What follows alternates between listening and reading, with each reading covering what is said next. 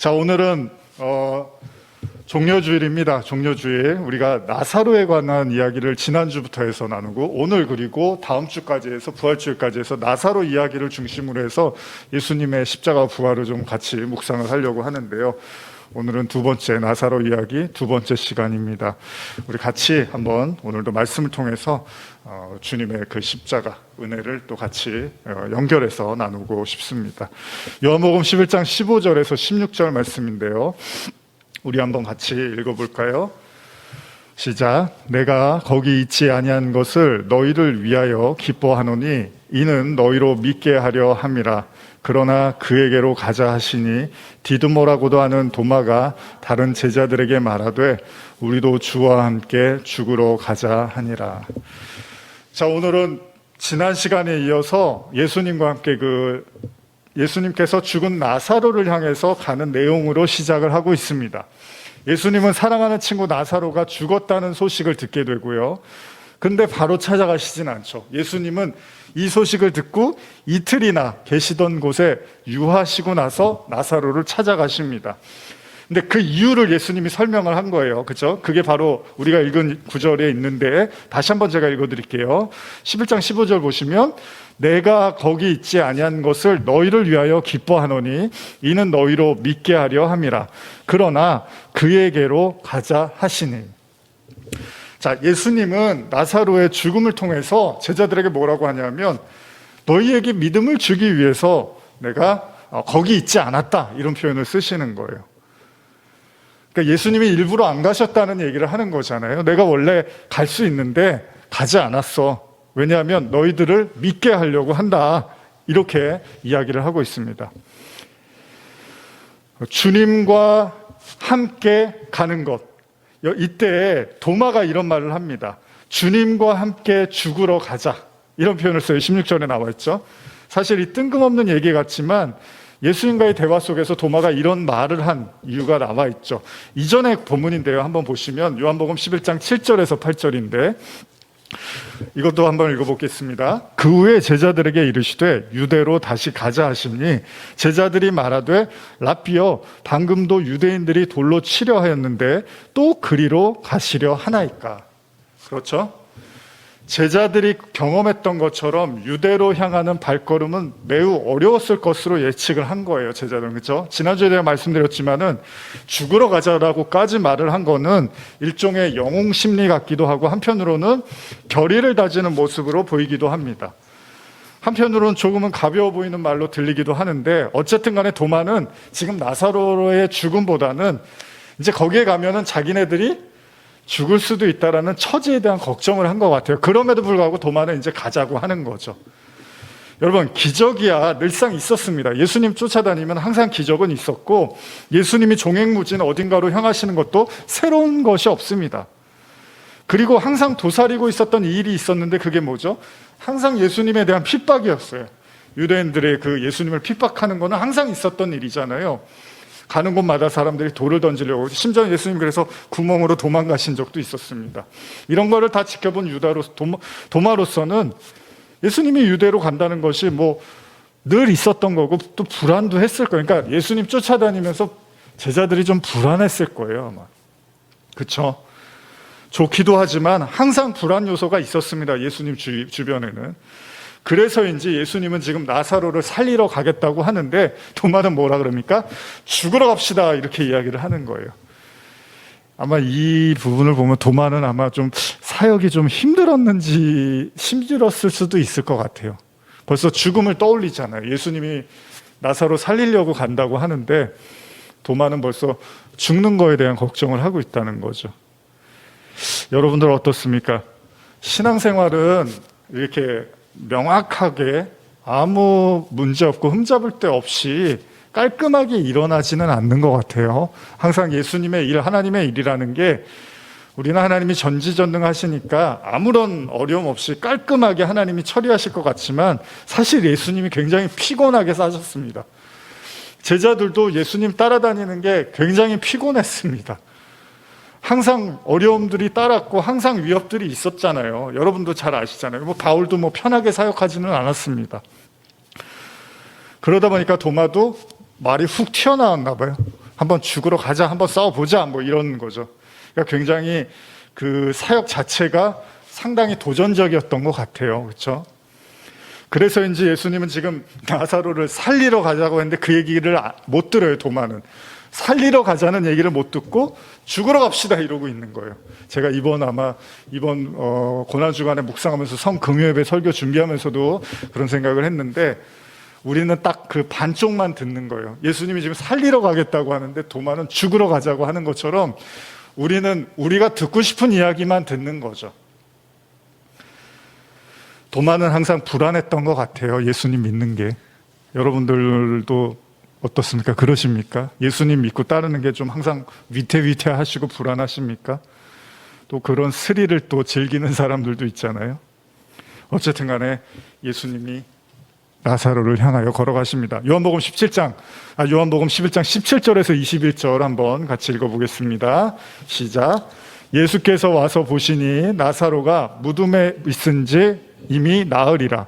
베다니는 예루살렘에서 가깝기가 한 오리쯤 되매 많은 유대인이 마리아와 마르다와 마리아에게 그 오라비의 일로 위문하러 왔더니, 마르다는 예수께서 오신다는 말을 듣고 곧 나가 마주하되 마리아는 집에 앉았더라. 마르다가 예수께 여짜오되 주께서 여기 계셨더라면 내 오라비가 죽지 아니하였겠나이다. 자, 도마의 걱정과는 다르게요, 결국 예수님과 제자들은 안전하게 나사로의 집에 도착을 합니다. 그런데 성경은 뭐라고 하죠? 이미 나사로가 무덤에 있은 지 나흘이 됐다고 해요. 그러니까 가만히 생각해 보면요, 누이들이 예수님께 사람을 보내고 예수님이 이틀을 더 유하셨다고 하잖아요.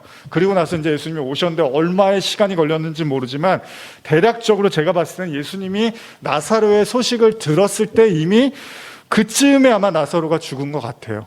사람을 보내서 또 오는 시간이 있었을 거 아니에요. 그리고 가시는 시간이 있고. 그러니까 나사로가 아마 그쯤에 이제 죽었을 것 같아요.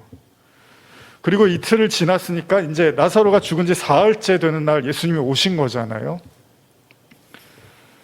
그런데 조금 유치할 수 있지만 한 가지 생각해 볼 수 있는 것이, 예수님은 십자가를 지시고 3일 만에 부활을 하셨어요. 그렇다면 나사로의 부활이 예수님의 부활의 예표를 보여주고 있는 것이라면, 기왕에 사흘 되던 날에 예수님이 오셔서 그를 살리면 더욱 맞아 떨어지는데, 굳이 예수님은 나흘째에 등장을 하십니다. 어쨌든 간에 예수님이 좀 하루라도 빨리 오셔서 나사로를 살리셨으면 좋은데, 오신 날이 죽은 지 나흘이 됐어요. 예수님은 나사로의 부활을 위해서 나사로가 있는 곳으로 오셨지만, 예상대로 사람들은 통곡을 하고 예수님이 왜 그때 안 계셨느냐라고 하면서 안타까워하고 있습니다. 그 첫 마디가 이제 마르다의 말인데, 마르다가 뭐라 그러냐면 예수에 대한 원망 섞인 말을 하는 거죠. 뭐라고 하냐면, 당신이 계셨더라면 살았을지도 몰라요. 그렇죠? 21절이 말씀이죠. 여기 계셨더라면 내 오라비가 죽지 아니하였겠나이다. 이것도 믿음이 나쁜 건 아니에요. 그죠? 일단 예수님이 오시면 살 수는 있었을 텐데, 뭐 우리가 누가 아픈데 응급실에 데려가서 빨리 손을 쓰면 살기도 하잖아요.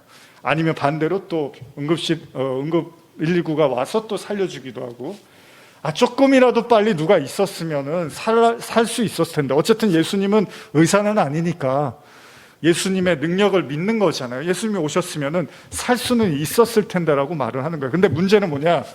근데 이제는 끝났네요. 이제는 어쩔 수 없네요. 이제는 다 죽고 이제는 할 수 있는 일이 아무것도 없네요라고 말을 하고 있습니다. 천하의 예수도 죽은 시체 앞에서 무슨 일을 할 수 있겠느냐라고 말을 하는 거죠. 뭐 당연한 거죠, 여러분.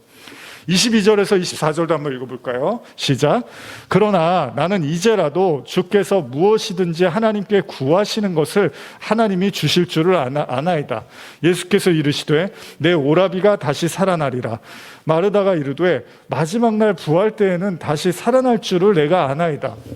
제가 어제도 이 말씀을 이렇게 보면서, 마르다가 어떤 의도에서 이런 말을 했을까? 그러니까 이제라도 주께서 무엇이든지 하나님께 구하는 것, 하나님이 주실 거예요. 근데 지금 보면은 부활은 안 믿고 있단 말이죠.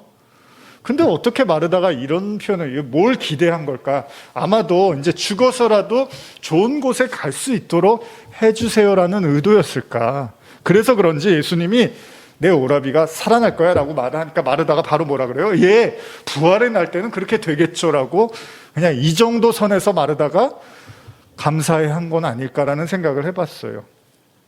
근데 문제는 뭐죠? 예수님의 이 의도는 전혀 그게 아니었습니다.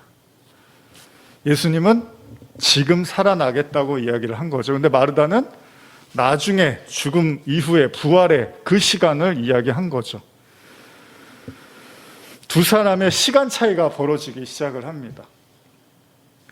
너무 커요. 예수님은 지금을 얘기하는데 마르다는 나중을 얘기하는 거죠. 듣기는 들어도 깨닫지 못한다는 성경의 얘기가 이런 걸까요? 마르다에게 죽음이라는 것은 모든 걸 다 끝난 상태잖아요. 여기에는 감히 그 누구도 개입을 할 수가 없습니다. 사람이 죽으면 끝난 거예요, 다. 제 아무리 하나님의 아들이라 할지라도 이미 죽은 사람 앞에서 뭐를 할 수 있겠느냐라고 생각하는 거, 이게 사실은 당연한 거잖아요. 이런 당연한 믿음 때문에 하나님이 하시는, 예수님이 하시는 말이 다 허투루 들리는 거예요. 여러분과 저도 그럴 수 있습니다. 여러분과 제가 너무나 당연하게 생각하는 어떤 사고방식과 어떤 그런 관념들이 그 성경을 이렇게 보고 말씀을 듣는데도 다 허투루 들릴 수 있어요. 그거는 말도 안 되는 얘기고 현실적이지도 않고, 제가 옛날에 그 마태복음 설교하면서 먼저 그 나라와 의를 구하라 그러면은 이제 주님이 뭐라 그래요?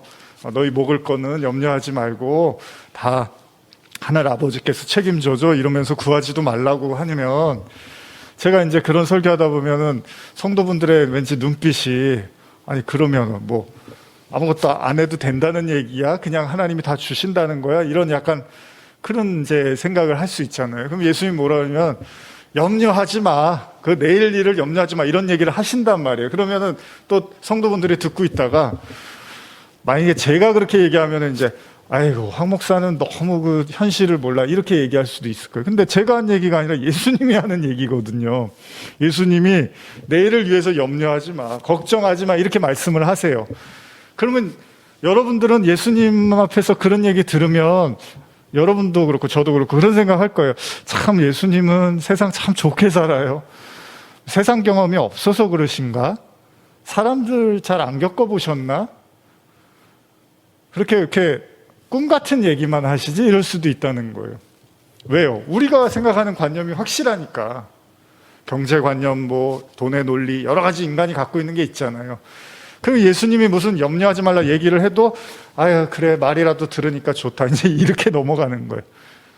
지금 마르다도 예수님이 오라비가 살아날 거야 그러니까 그렇죠, 언젠가 살아나죠, 그렇죠, 아유 그렇게라도 말해주시니까 좋네요, 이렇게 들리는 거예요. 예수님은 개의치를 않습니다. 그렇게 말하든 저렇게 말하든 예수님은 인간의 믿음의 한계를 너무나 잘 아시기 때문에 아예 개의치도 않으십니다. 나사로의 죽음에 대한 슬픔이 너무나 큰 나머지 사람들은 어떤 얘기도 들리지가 않아요. 그저 애통함과 슬픔만 가득할 뿐입니다.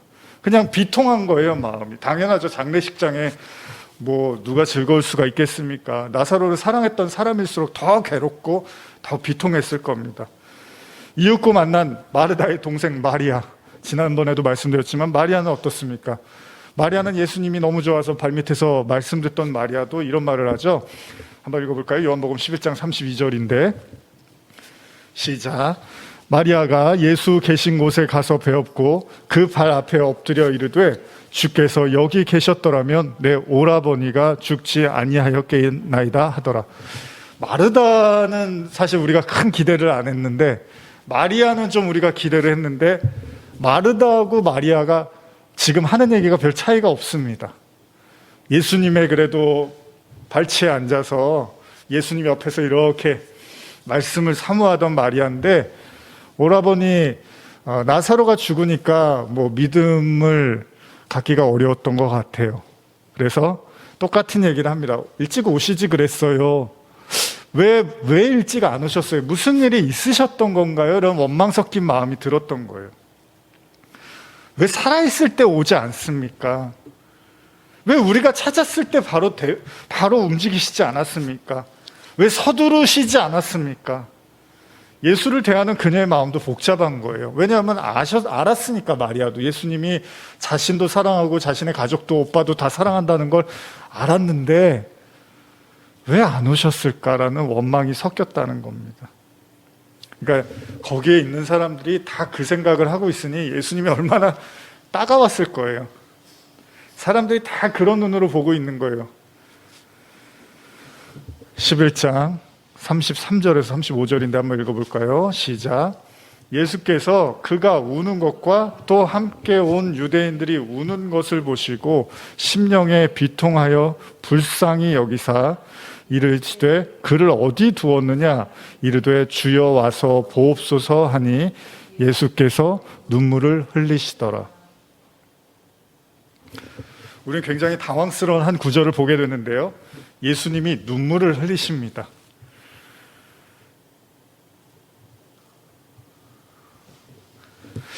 사실 여러분들도 한번 생각해 보세요. 예수님이 왜 우셨을까요? 아니, 본인이 다 계획이 있어서 일부러 늦게 왔어요. 죽는 거 알고서 늦게 오셨고 또 살려낼 마음도 있으세요. 조금 있으면 예수님이 나사로를 보실 거예요. 다시 살아난 나사로를 이 땅에서 만날 거예요. 근데 예수님이 우세요. 왜 우셨을까요? 사실 성경 보시면 예수님이 웃으신 경우도 별로 없고 우신 경우도 별로 없습니다.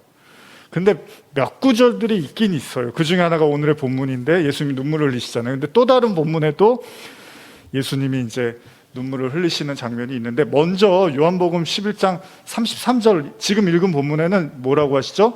예수께서 그가 우는 것과 또 함께 온 유대인들이 우는 것을 보시고 심령에 비통히 여기시고 불쌍히 여기사, 이런 표현이 있잖아요. 그러니까 예수님이 너무 안타까워하고 비통하게 여기신 이유는 거기 있는 사람들이 다 울고 있더라는 거예요. 예수님이 왔는데도. 다시 말하면 아무도 예수님을 믿지를 못하고 있더라는 겁니다. 이건 단순히 나사로의 무덤을 접한 예수님의 눈물이라기보단요, 그러니까 아이고 나사로가 죽었구나라고 그건 말이 안 돼요. 왜냐하면 이미 죽은 걸 알고 오셨어요. 일부러 늦게 오셨어요. 근데 거기 와서 우는 거는 약간 무슨 쇼하는 것처럼 비춰질 수도 있잖아요. 근데 그런 눈물이라기보다는 제가 봤을 때는 모든 사람들이 다 희망도 소망도 아무런 기대도 없이 울고만 있더라는 거예요. 그거를 보고 예수님이 너무 비통해서 제가 보기엔 눈물을 흘리신 게 아닐까라는 생각이 들더라는 거죠. 또 다른 예수님의 눈물이 기록된 게 누가복음 19장인데요. 이것도 한번 읽어볼게요. 이건 제가 읽어드릴게요. 누가복음 19장 41절에서 44절인데 잘 한번 들어보세요. 가까이 오사 성을 보시고 우시며 이르시되 너도 오늘 평화에 관한 일을 알았더라면 좋을 뻔하였거니와 지금 내 눈에 숨겨졌도다.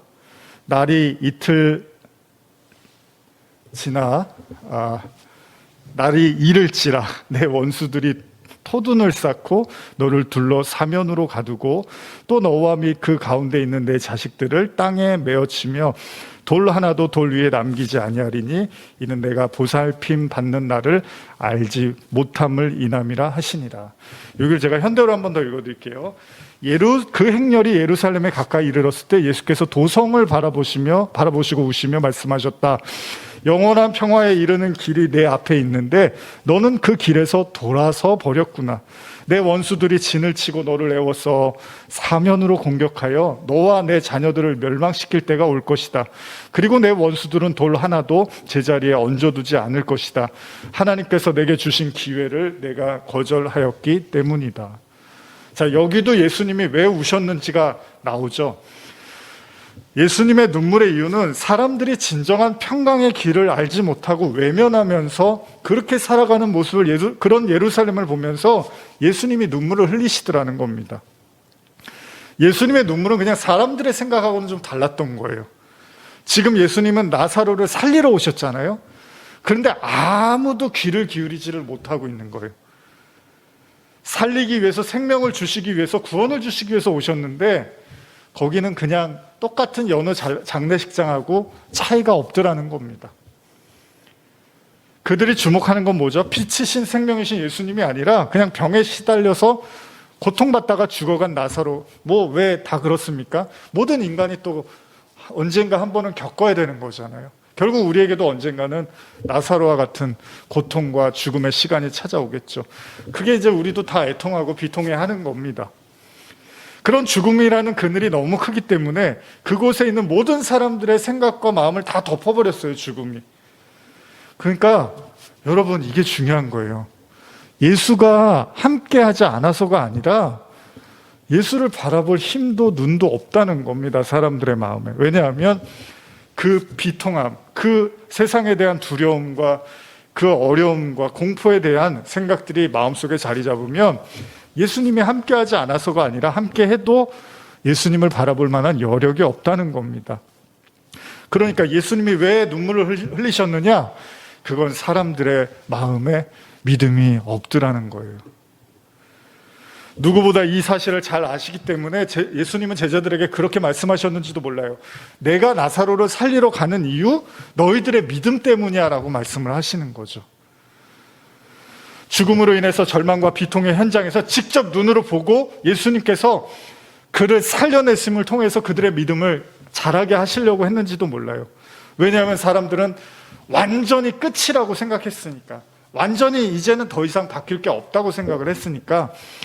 근데 예수님이 그 모습을 보시고 마음이 아프셨던 거예요.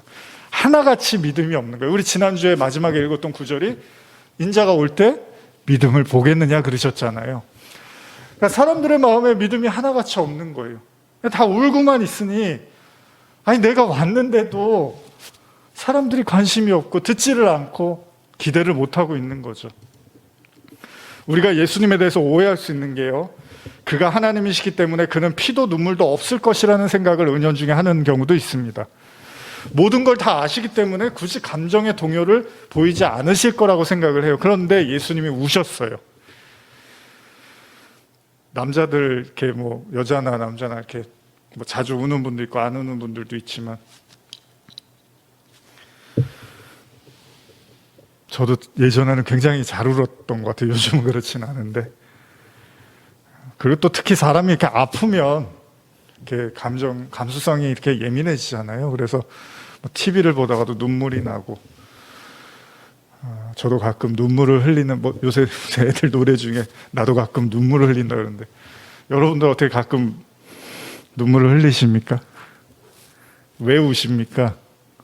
뭐 때문에 눈물을 흘리십니까? 여러 가지 이유가 있겠죠. 예수님도 눈물을 흘리십니다. 그러나 예수님의 눈물은 우리의 믿음 없음에 대한 탄식이었습니다. 지금 이 순간에 여러분과 제 마음에 성령께서 함께 하시죠. 근데 성경은 성령을 뭐라고 하죠? 성령이 우리의 안에서 말할 수 없는 탄식으로 기도한다는 표현을 써요.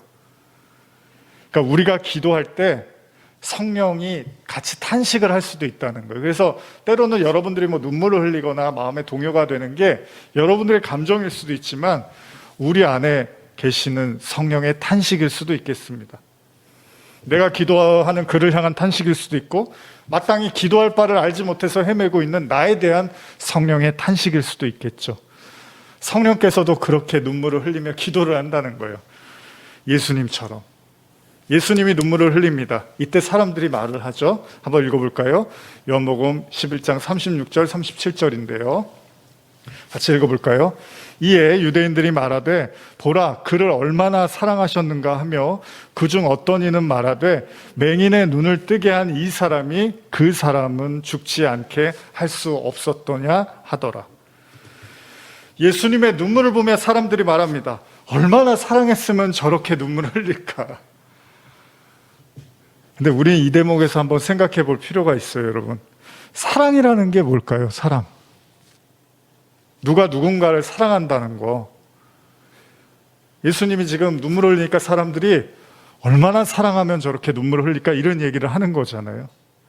사람들은 예수님이 나사로의 무덤 앞에서 눈물을 흘리자 그렇게 말을 하는 거예요. 참 사랑하는 거 했구나. 근데 지금 예수님은 어때요? 예수님을 사랑을 하는 건 맞는데 우리가 생각하는 방식으로 나사로를 사랑하셨던 건 아닌 것 같아요. 우리가 하는 말 중에 뭐라 그러죠? 사랑하기 때문에 떠나보낸다는 말 있죠. 사랑해서 헤어진다, 사랑해서 떠나보낸다. 좀 말이 안 맞는 것 같지만 뭐 여러 가지 이유가 있습니다. 예를 들면 해외로 유학을 떠나는 그 자녀를 너무 붙잡고 싶지만 보내주기도 해요. 늘 키우던 자녀가 성장을 해서 이제 독립을 하게 될 때 그때 떠나보내기도 하죠. 더 이상 가르칠 것이 없는 스승이 자신을 떠나 더 큰 세상을 배우라고 보내주기도 합니다. 여러 가지 형태로 사랑하기 때문에 보내줄 때가 있다는 거예요.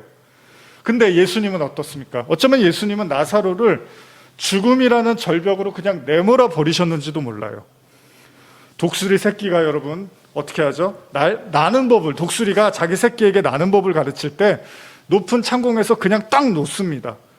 죽든지 말든지 그러라는 게 아니라 그렇게 해야지만 날개를 퍼덕이면서 나는 법을 배우기 때문이에요.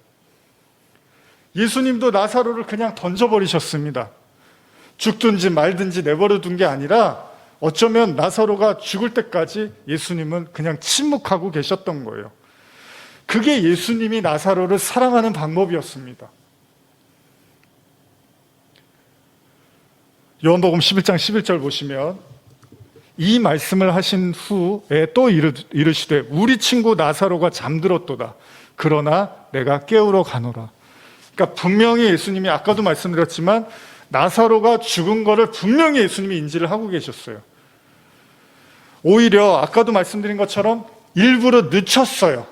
확실하게 죽어서 이제 시체가 돼서 다시는 무덤에서 나오지 못할 정도로 어떻게 보면 부패했단 말이에요. 나흘이 됐으니까. 더운 곳이었으니까. 그러니까 정확하게 이제 완전히 죽었다라는 걸 확인하고 오신 거예요. 자, 이게 사랑이에요. 예수님이 하시는 사랑. 근데 예수님이 떡하니 뭐라 그래요? 우리 친구 나사로 이렇게 말을 해요. 친구래요.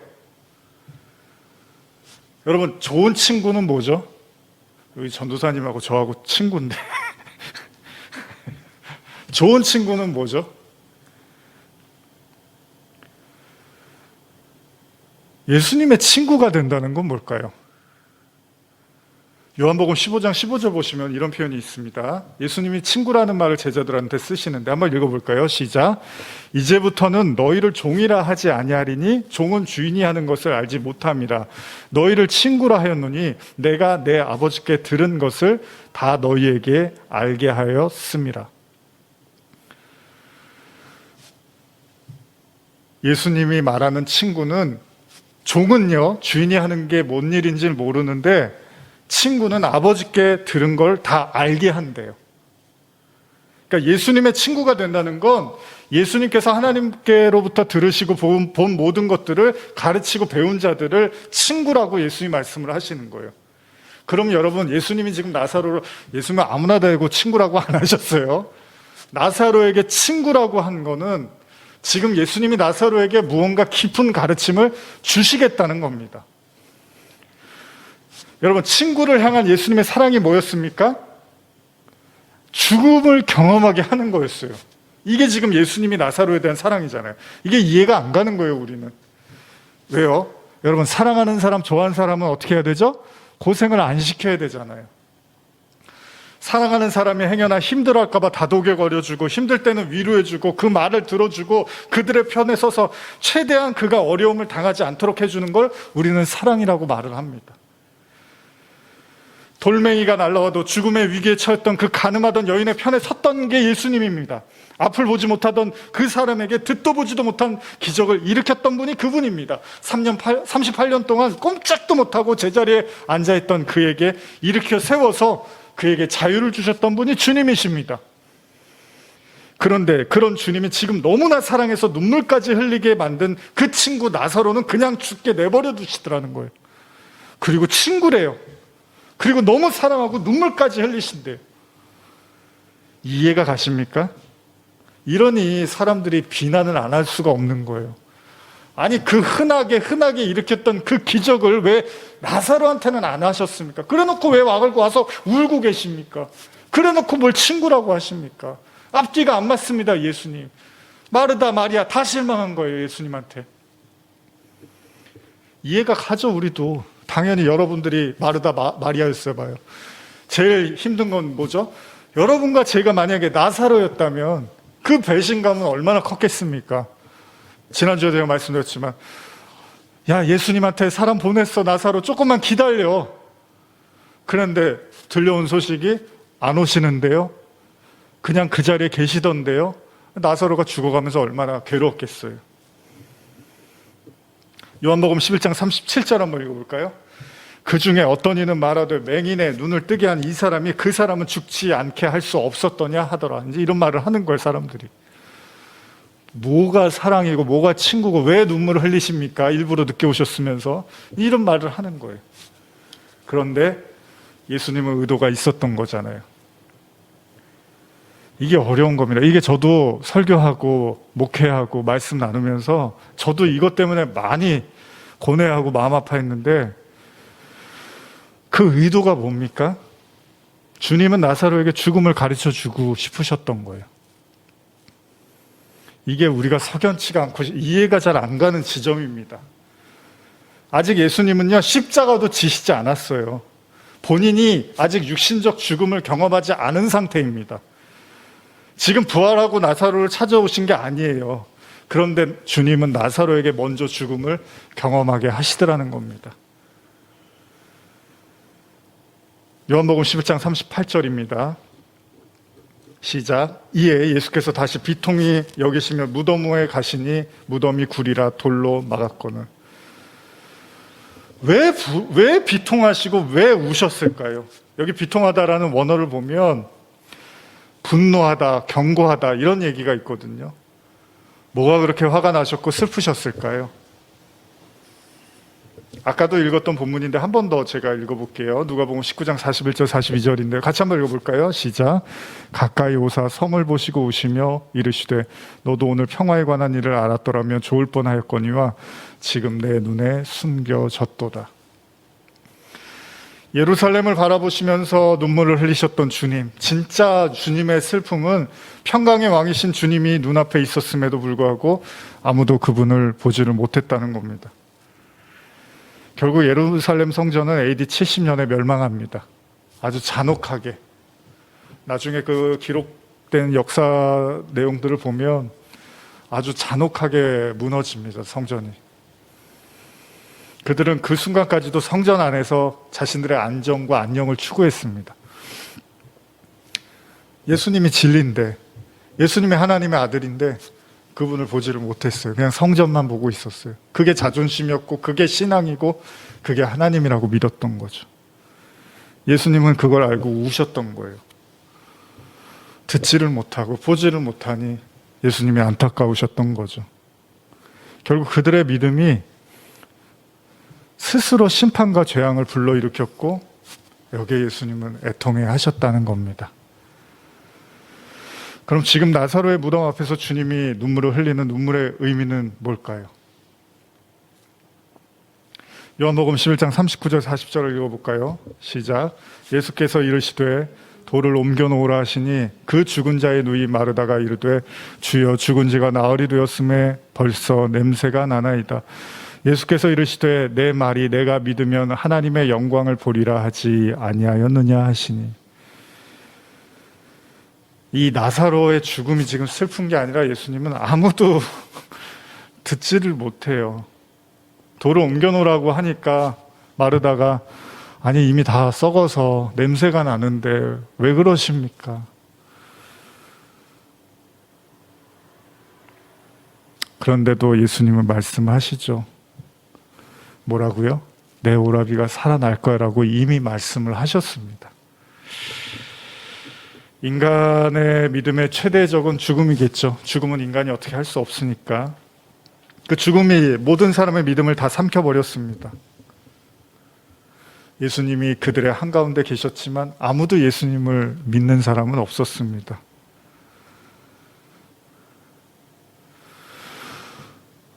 그것이 우리의 믿음의 현실입니다. 종려나무 가지를 흔들며 호산나 호산나 다윗 주님의 이름을 찬양했던 그 많은 사람들은 일주일이 지나서 예수님이 십자가에 못 박힐 때 그들은 침묵했습니다. 제자들도 도망쳤고요. 옛날에 어떤 제가 좋아하던 설교를 이렇게 자주 듣던 돌아가신 목사님께서 자주 하시던 말씀이 있습니다. 여러분, 믿음이 있는 것 같습니까? 믿음 없어요. 이런 말씀을 자주 하셨어요. 우리에게는 현실이 훨씬 더 큽니다. 홍해가 보이지 모세가 든 지팡이의 그 하나님의 능력에는 우리는 그렇게까지는 큰 믿음을 보이지 않습니다. 우리의 눈에는 홍해가 보일 뿐입니다. 물론 이 모든 것들이 빨리빨리 헤쳐나가고 진행되어지고 하나님의 능력과 기적을 일으키면 좋겠지만 하나님은 그 방법을 택하지를 않으세요. 하나님은 마지막까지 우리의 믿음 없음을 다 드러내십니다. 나사로가 눈을 감는 그 마지막 순간 분명 나사로는 괴로웠을 거예요. 그래도 예수님이 오셔서 무언가 해줄 거라고 마지막까지 기대했을 거예요. 그런데 예수님은 오지 않고 결국 나사로는 눈을 감습니다. 어쩌면 저와 여러분들에게도 주님은 우리를 죽음으로 사지로 몰고 가는 것처럼 느껴지실 수도 있습니다.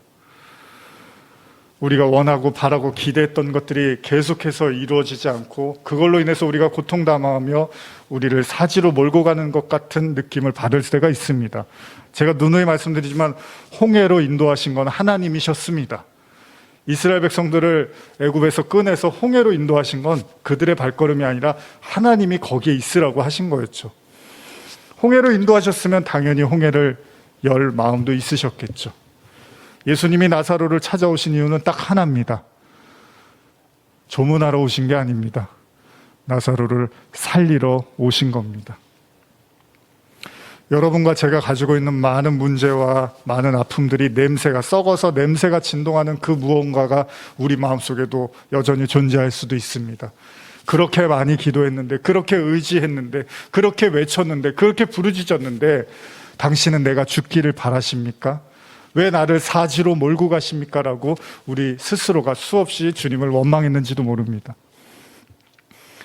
그러나 제가 오늘 종려주의를 마치며 설교를 마치며 드리고 싶은 말씀은 그래도 다시 살아날 겁니다. 설령 죽었다 하더라도 주님은 죽은 나사로에 대한 계획도 있었습니다. 저와 여러분들의 죽음과 같은 고통, 기다림 속에도 주님은 우리를 다시 살려내실 겁니다. 주님은 예루살렘으로 십자가로 죽음의 한복판으로 걸어가십니다. 왜요? 우리를 살리시려고. 기도하시겠습니다. 예수님이 아무리 살아난다고 얘기해도 마르다와 마리아의 귀에는 하나도 안 들립니다. 거기에 있는 모든 사람들도 하나도 듣지를 못합니다. 사실 중요하지 않습니다. 예수님은 살려내실 겁니다. 나를 믿는 자는 죽어도 살겠고 무릇 살아서 나를 믿는 자는 영원히 죽지 아니하리라. 이 부활의 믿음을 오늘 종려주에 우리를 향하여 걸어오시는 그 주님을 바라보며 소생의 은혜와 믿음이 우리 안에 거하게 하여 주시옵소서. 감사드리며 예수님의 이름으로 기도드립니다. 아멘.